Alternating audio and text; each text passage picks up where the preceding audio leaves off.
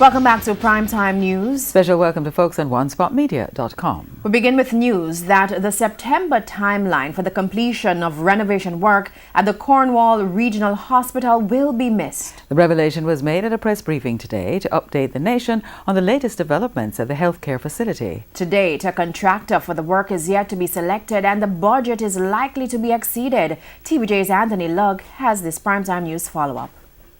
At a press briefing in March, Health Minister Dr. Christopher Tufton announced September 2018 as the projected timeline for full restoration of services at the Cornwall Regional Hospital.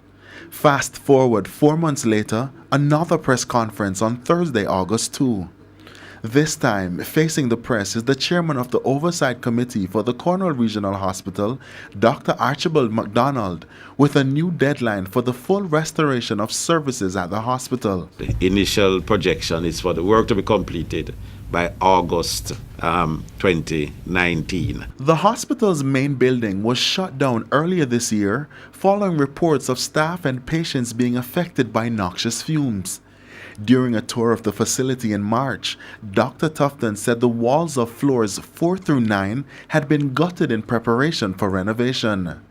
But the repair work is yet to start. The contractor has not yet been hired, not yet been contracted. What we have in place at this time is a structural engineering firm doing all of the design, firstly doing an assessment and the design work for the structural engineering. You have the mechanical, electrical, planning, and gases firm who have done their assessment and are now doing the design. The estimated cost of the project is $2 billion. For Earl Richards, a member of the Oversight Committee, that figure could change. There's a concept stage, and some very rough estimates are made. In other words, your best judgment, what you can glean from the experts, etc. And even when you sign a contract, there are provisions for further adjustments to be made. So with yet another timeline, was the 2018 completion date announced by Dr. Tufton overly ambitious? Well, I can't speak for the minister.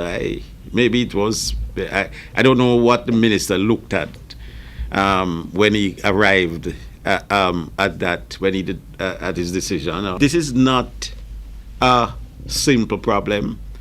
And I want to make it clear that any timeline which is given is an approximation. It's an approximation, right? But one thing I can assure you, I will assure you that when this project is finished, the mold problem will be solved. Anthony Lugg, TVJ News.